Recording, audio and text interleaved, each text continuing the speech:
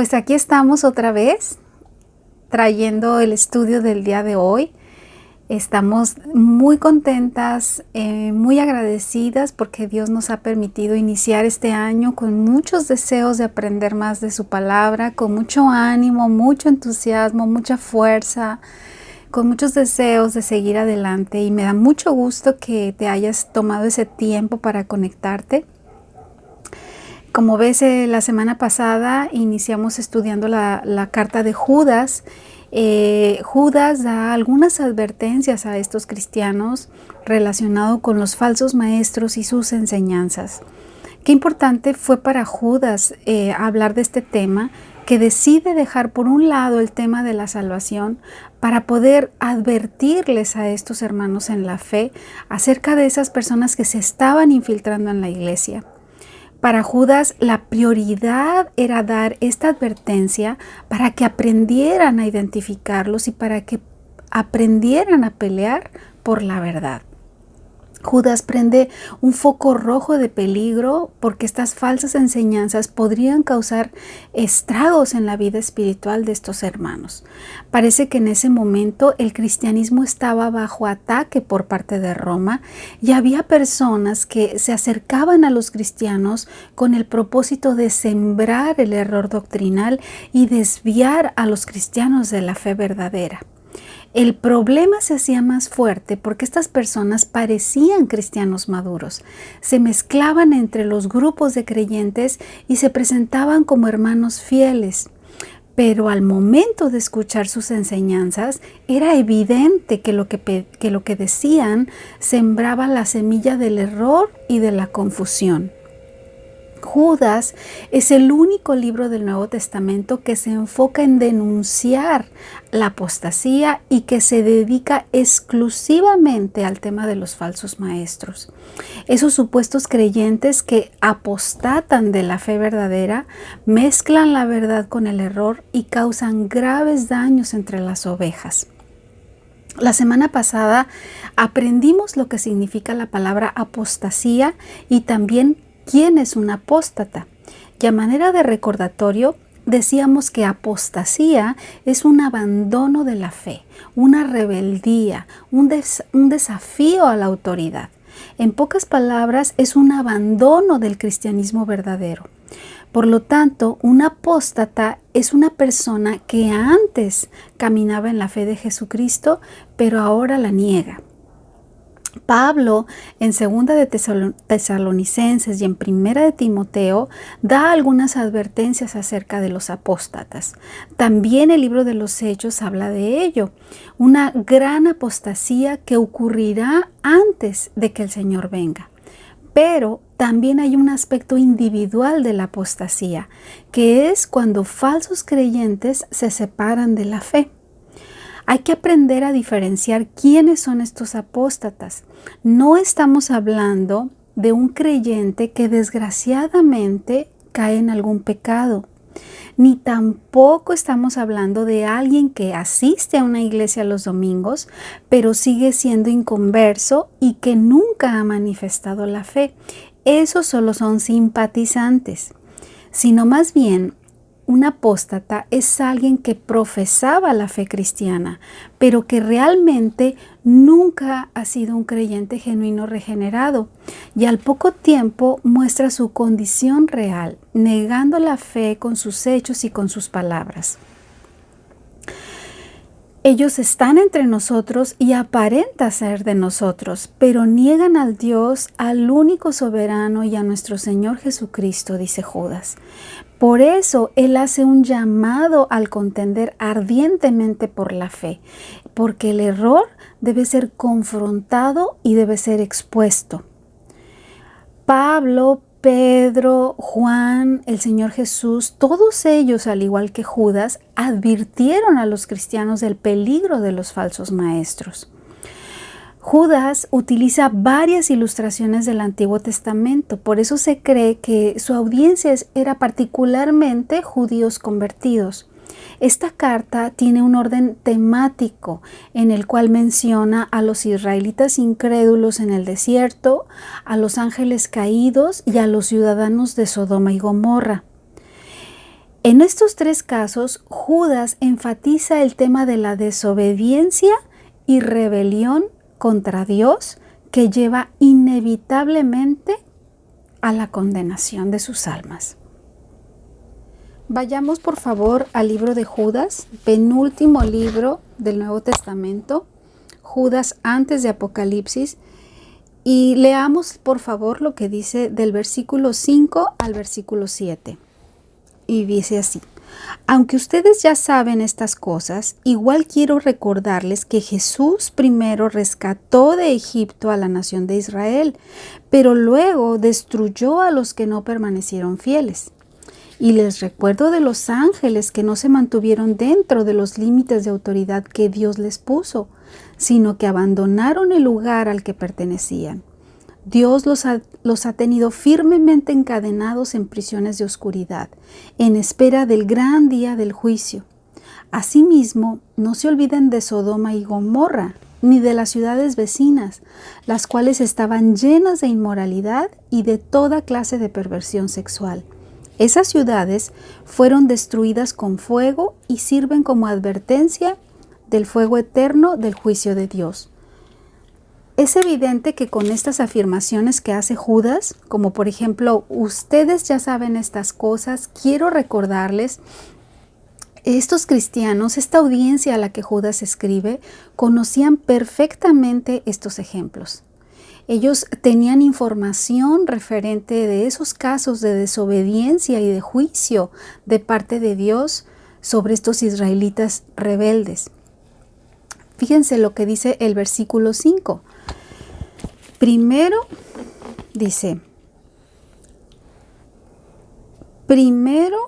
rescató de Egipto a la nación de Israel, pero luego destruyó a los que no permanecieron fieles. Aquí vemos como primer ejemplo la rebelión de Israel en el desierto.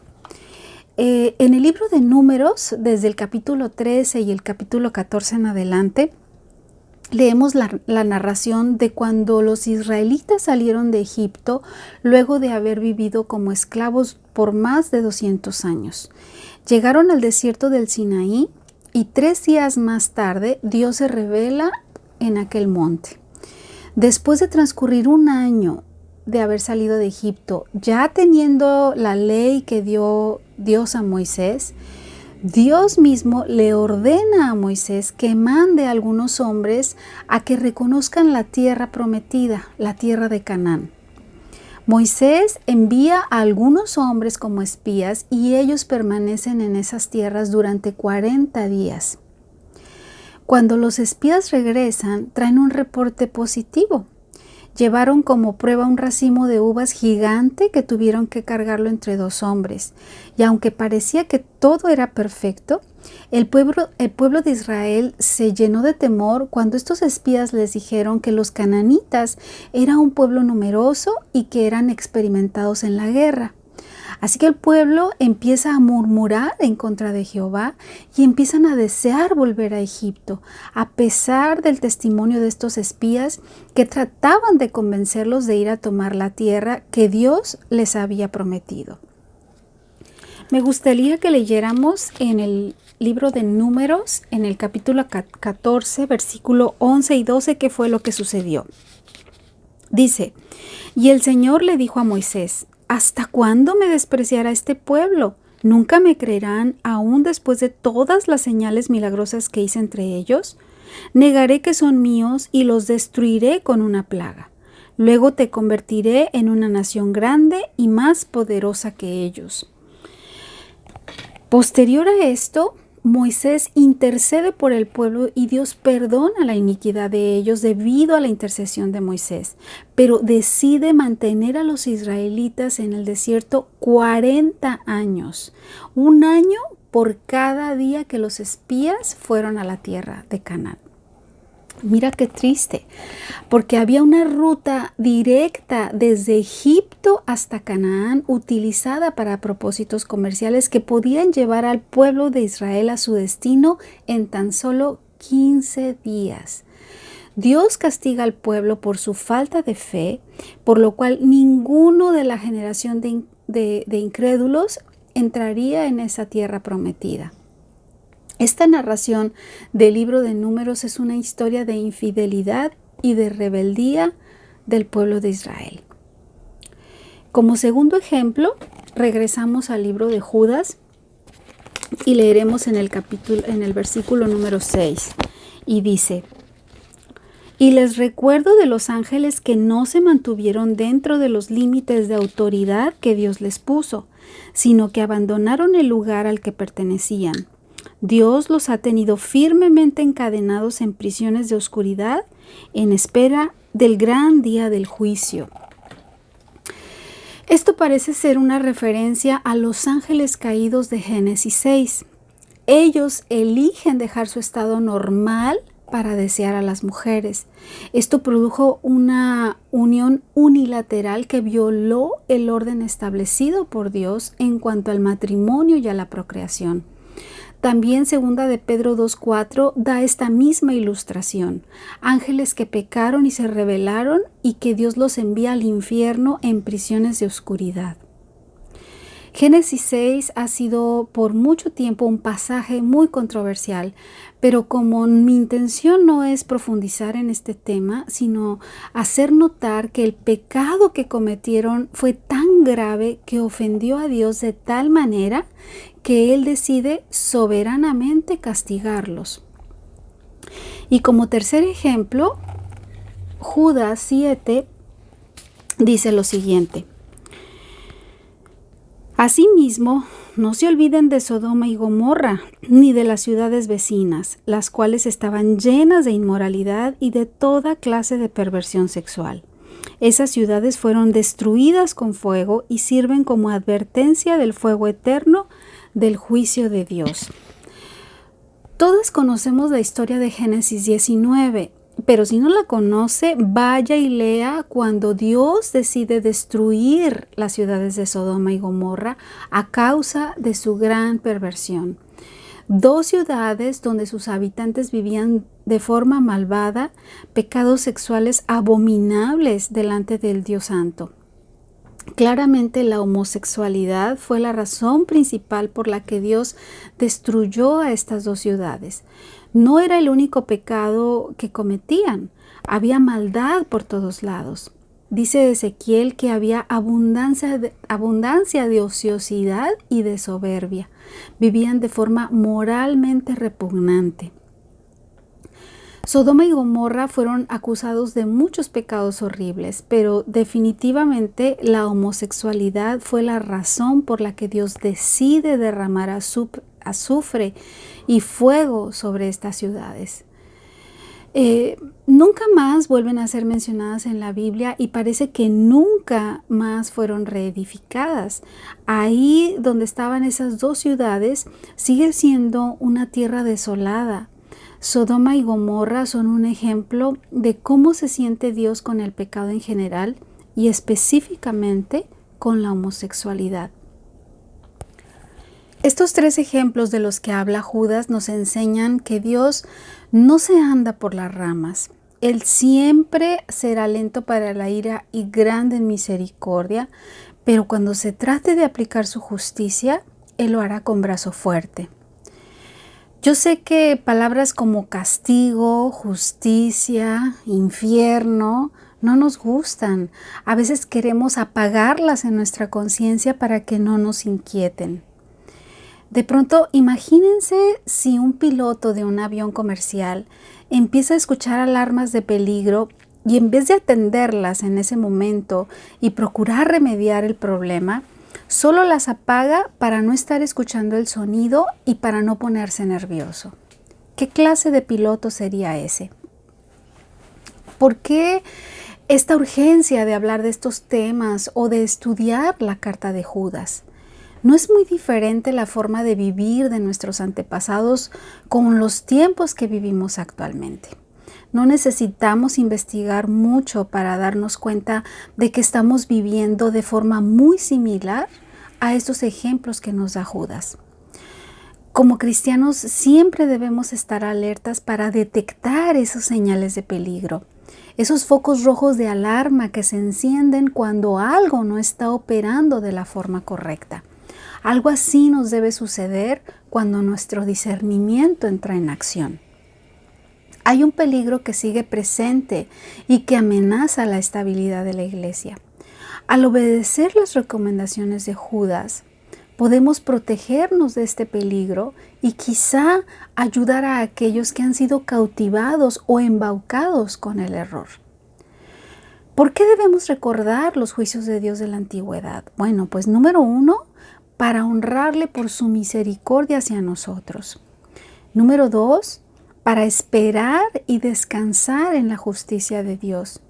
Y número 3, para orar pidiendo su misericordia y por otro lado, orar intercediendo que Dios erradique el pecado de una vez y para siempre y podamos gozar en su presencia.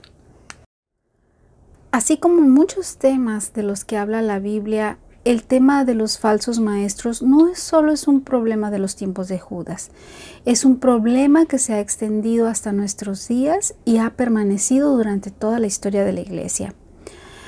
Los adversarios de nuestra alma son todos aquellos que se oponen a la palabra de Dios, predican la mentira y viven en la impiedad. Una de las cosas que el diablo siempre buscará será atacar las doctrinas fundamentales que nos enseñan las Escrituras.